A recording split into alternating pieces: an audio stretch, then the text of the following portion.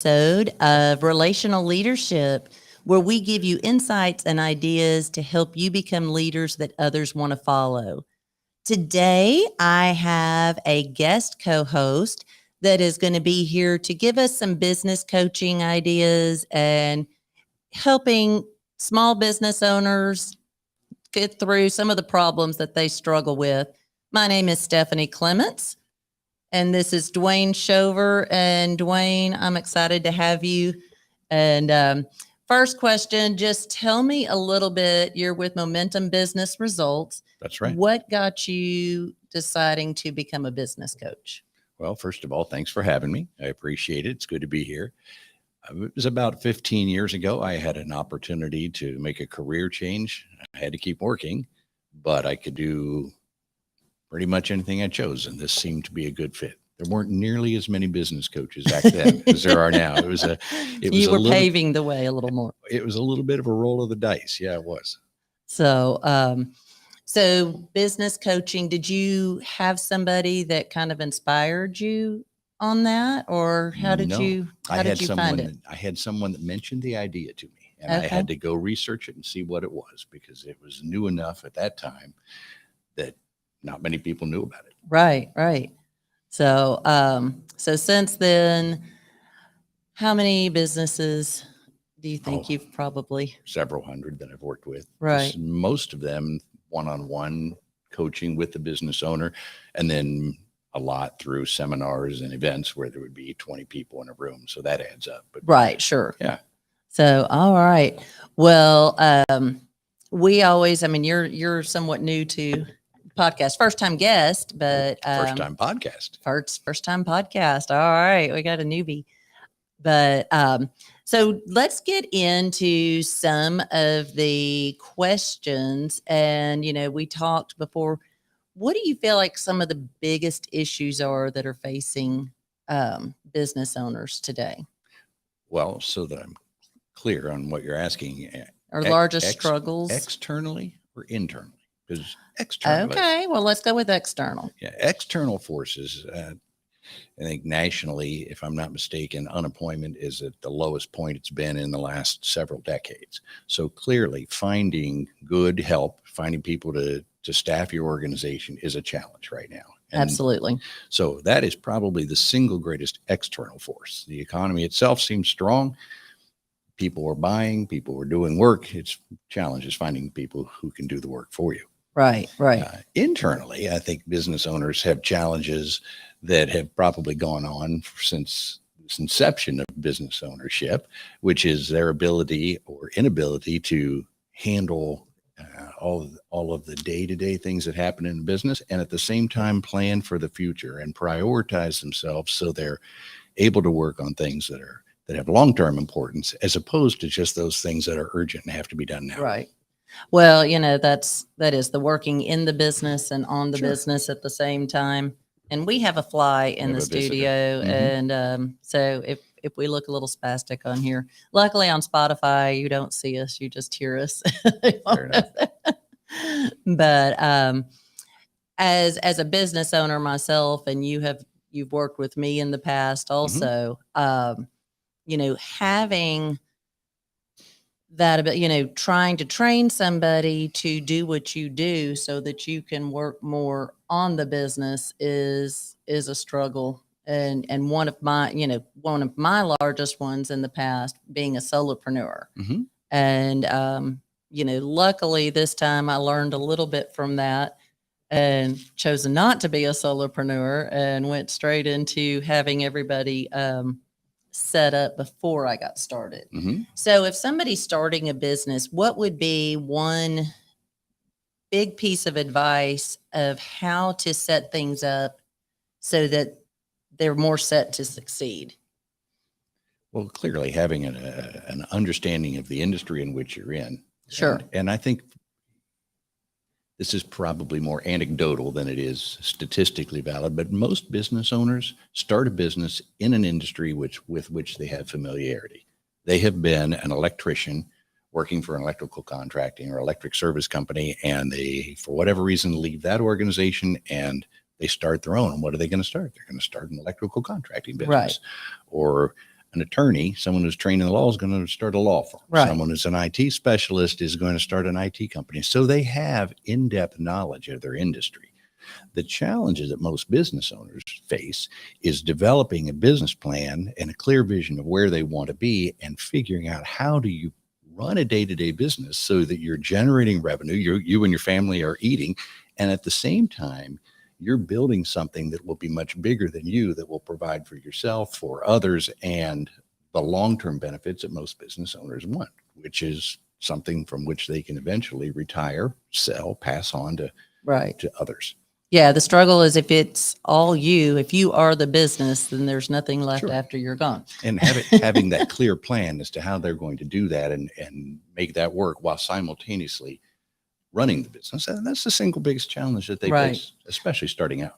Now, do you do any kind of, and this may be, no, I'm not even sure, any kind of seminars for people who are considering going in business and how to set plans like that? Or I have talked and help people with that kind of thing. It's not what I do most of the time. Right. Most of the people with whom I work have business. It's an established business. The challenge is they've reached a certain point in that business where it's not moving at the pace, moving forward at the pace that they have in mind. Right. They can see where they are. They can see where they want to be. Their challenge is figuring out how to get from this point to that point. Well, so what do you feel like are some of the key strategies and qualities that successful business owners have?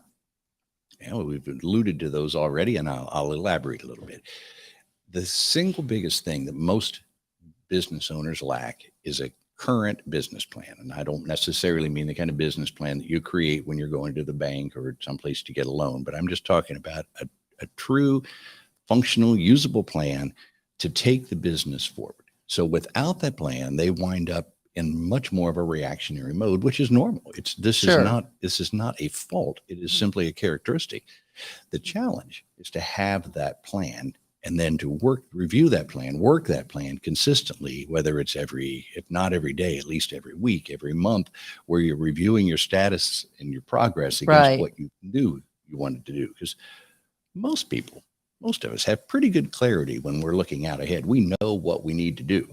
Right. The challenge many times then is to come back at any given point in that year and ask yourself, what have I done towards that recently? Sure. Because oftentimes you find yourself caught up in the day-to-day activities to the point that you're not able to execute a plan, no matter how well written it is. Right. So developing the plan and then finding a way to hold themselves and their team accountable to work that plan, reviewing it on a regular basis, making sure that they adjust accordingly as the year moves along, and then do that year after year after year. So so setting up that initial business plan isn't enough as the economy and everything else changes, and you gotta shift. Yeah. In business and sports and anything else, you can have a great plan going in, but you have to also be fully aware that the situation may change and your plan has to change. But constantly we're going back and reviewing progress against that plan and making sure we're doing the things that we all said we intended to do. So what are some of the things that you do when you go one-on-one with a business owner to help them get that plan to reach goals and things like that? So it's exactly that. We sit, talk. Where are you now? Where is the business now? Where is it in terms of financially? Where's the revenue? Where's the margins? What's the profitability? Any receivables? What kind of questions? What kind of status is there financially? What's the business look like in terms of team? Who do you have? How long does it take to find new people? How long does it take to train them? What does a business look like in terms of customers? Are they the right customers geographically and socioeconomically? Are they fully satisfied or delighted with the services or products that the business provides? What's the business look like in terms of processes, systems, procedures that are repeatable and sustainable year after year? Those four plus what's the business providing the owner on a personal basis besides just revenue or income? If they're working however many hours a week, which is usually far too many, what percentage of their time are they using for different tasks? How much time, and what percentage are they being the owner of the business? And what percentage of their time are they maybe being the technician in the business, which isn't nearly as profitable and beneficial in the long run. Right. So Right. we'll ask, where are we there, and do a full assessment with them so they can assess the business to however they feel it is. Then we turn right around with those same 5 categories: financial, team, customers, process, personal. Where do we want it to be in 1 or 2 years? And we are as specific as we can be in laying out measurable targets, quantifiable targets, and then we figure out what kind of things do we need to do first. What are the highest priorities to move from where they are now to where they want to be, and how do we Right. get started? And then holding them accountable to the things they Accountability is say. part of it. Yeah. Yeah, and accountability is part of it. Sometimes, we need that as business owners. Tom Landry, we do, the ex-football coach or former football coach, the Dallas Cowboys NFL Hall of Famer, once said something to the effect of, sometimes a coach's job is to get people to do things they don't want to do so they can achieve what they want to achieve. Right. It's not always accountability, cracking the whip, as much as it is sometimes support and help. Now, if you have somebody that is running a successful business, can you help them? I know you've said before, even the best athlete still needs a coach in order to continue to get better. They may not realize that swing has slipped just a little bit, Sure. or they get in their head or things like that. So do you have clients who are very successful, but just get into that little rut maybe, or Sure. So. That's a good word for it. I've often said that sometimes it's a pretty fine line between being in a groove and being in a rut. Yeah. And Yeah. it's easy. You think things are going well, and then finally you realize that maybe they're not going as well, and we're not doing the different things we need to do to evolve. So it's easy to, I've worked for companies before that, when you give new ideas and they're like, no, we do it this way because that's the way we've always done it. Sure. And so you get into a pattern of doing things and all the way you've always done it. But this guy's, he really He wants is to be persistent. part of this podcast, He is our persistent. fly here. But, so it's easy to get into that groove and then to a rut of doing it the way you've always done it, but things are changing and the way you've always done it doesn't really work. So, so good idea to have somebody come in and kind of do an assessment and make sure that you are right, taking the right paths and making the right updates. What are some things you do to stay, up to date on the newest business technologies, trends, things like that? Well, I have the benefit that a lot of people don't, because I might be talking to 3 or 4 or 5 different business owners every day. So we gain a lot just through Sure. conversational exchange, and what are they doing? What are they seeing? What have they tried? What have they heard?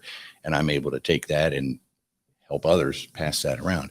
In addition, and even if you don't have that opportunity to have that many conversations every day with other business owners, there's always the opportunity to read. My personal preference is less about books and more about articles. I love finding Inc. articles, Fortune articles. Right. All these are found online, and there's a ton of information out there. And the articles can be short, quick hitting. They work well for business owners who don't necessarily have the time to sit down for an hour and a half or 2 hours and pour through a book. So Right. those are probably easily the 2 biggest sources that I use. Right.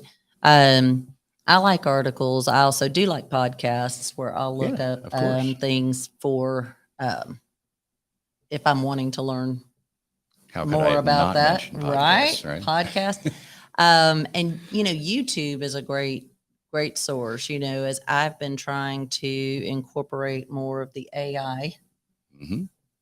technology in my business and figuring out how to use it. Technology is changing so fast that it's hard to keep up. Where I used to think, back in, 2008 to 2010, that I was pretty tech savvy.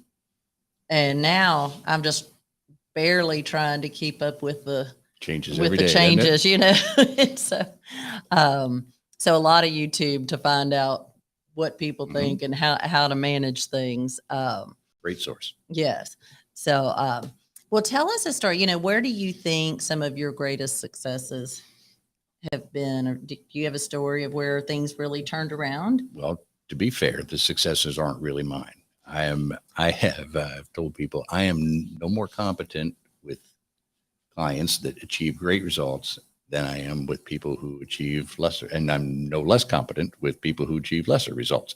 This is more about how much a business owner is willing to apply themselves. Whether you mentioned earlier about athletes, you can have the greatest coach in the world, and if the athlete themselves either doesn't have the ability or doesn't put forth the effort, there are no results. And that Sure. isn't necessarily reflective of the coach's ability.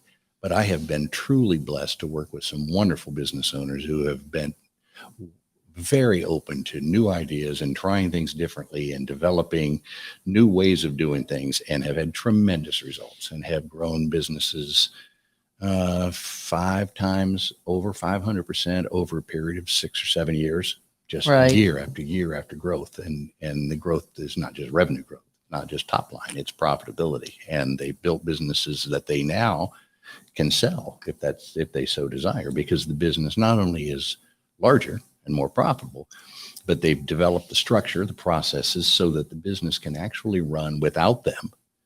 And now that's something that someone can buy. Right, right. Well, for anybody considering starting a business, I think it's definitely a good idea if you have not owned a business before, to sit down with a business coach, getting things done. But, some of the things that I have learned myself, making sure you have a good bookkeeper who will keep you on track and give you reports and things like that so that you know financially where you are. That is definitely one of my weaknesses. I don't want to go do the books. And so, before when I was a business owner, it was just still running. And then when I had a chance, I would update them, but I didn't necessarily know at any given time exactly where I was. So that is one of the things, when I started my latest business, I made sure I had a good bookkeeper. And I was like, I want reports. I want it closed out at the end of each month, so it's not building up on me. Right. And but then,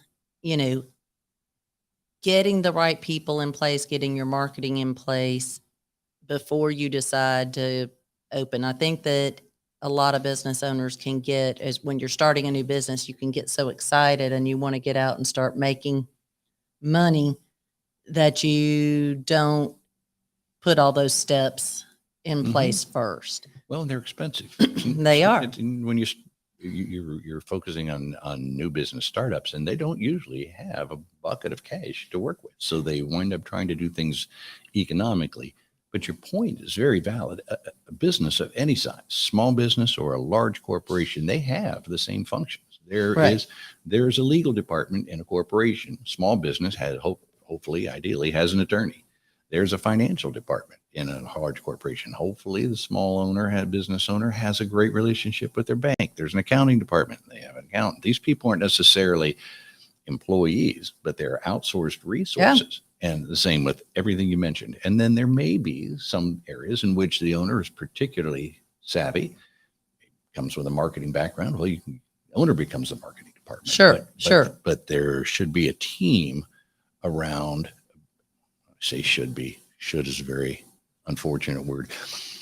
I think it's beneficial. Yes. When a business owner builds a team, whether it's a new startup business or existing business, but that team around them with other people doing things that the owner doesn't need to do.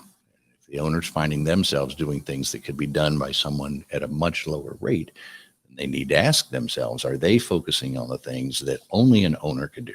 Right. Well, one of the top reasons that businesses fail is, not being financially sound. So that's definitely something you need to consider when you start a business, is whether you can function and have enough to get through longer than next week's paycheck. But it is a mistake that a lot of people make and think that they can jump in and go with it. So I do, again, from my own experiences, I've done it the wrong way. I've done it the right way. And so it takes a while. And I would definitely recommend having some of that in place before you jump in and decide that you can do it on your own. If you have a spouse that has income and you can live off of that, that can make a difference. But if you're going to be the breadwinner or there's nobody else to, catch you, it's good to start off on the right foot. The Small Business Administration and SCORE do a lot with new business owners and people getting in to help you have from business plans to having all the filings, getting everything ready.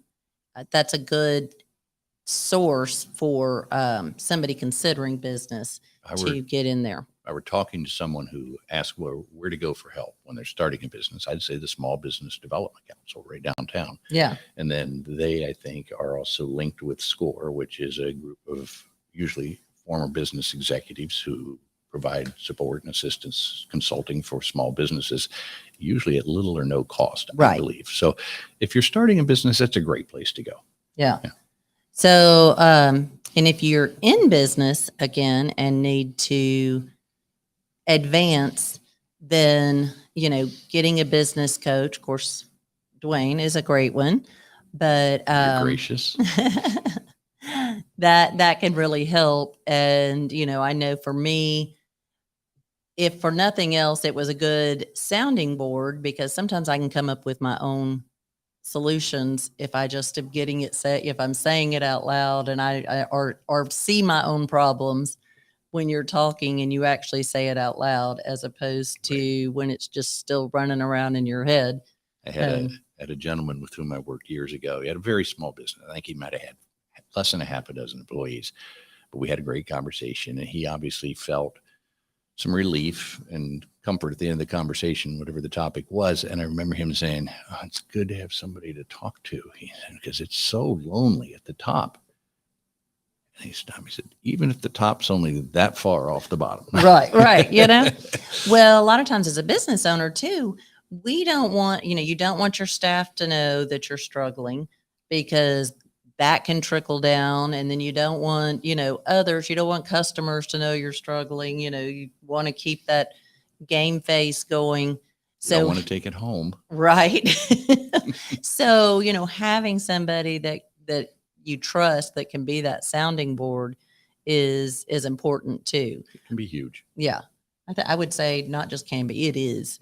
Yeah, and many people are fortunate to have a mentor. Maybe they took over the business from a parent who knows the business and knows the ins and outs, or they've got other friends and associates that run businesses, and maybe that's a great thing. But someone somewhere who has a vested interest in that individual's success is a wonderful asset. There are also organizations, entrepreneurs organization, things like that, where you can do roundtable, masterminds to get with others who may be facing some of the same challenges. Absolutely. And so, that's another good source. Just like you said, you learn a lot just because of the fact that you have all those other business owners to pick your group carefully, because it doesn't do you much good to join a group where most people just like the sound of their own voice. No, that is very true. So pick your group carefully. Make sure it's folks where there's a facilitator, moderator to help engage everyone comparably, equally in the conversation. Yeah, those are great sources. Someone like a business coach, and like we said when we started this podcast, there's a lot of them out there. Yes. So finding one who would take the time to spend with you and care about your business, that kind of thing, is very vital. Sure. Well, I appreciate everything, then you coming out and being part of this podcast. And I hope that all of you got a few tidbits that you can use in your business. And again, if you're considering starting a business, that this will help you. And if you want to follow us for other leadership podcasts, my co-host Shawn Dawley will be back with me next week. And we will be discussing actually have another guest host. So I'll be sharing that soon. But you can find us on Spotify, Audible, and Apple. Also, YouTube and Facebook. We'd love you to follow and share those things there. And we will have a different topic for you next week, and appreciate all of you joining today. Thank you. And thank you again, Thank you. Duane. My pleasure. And we will see you next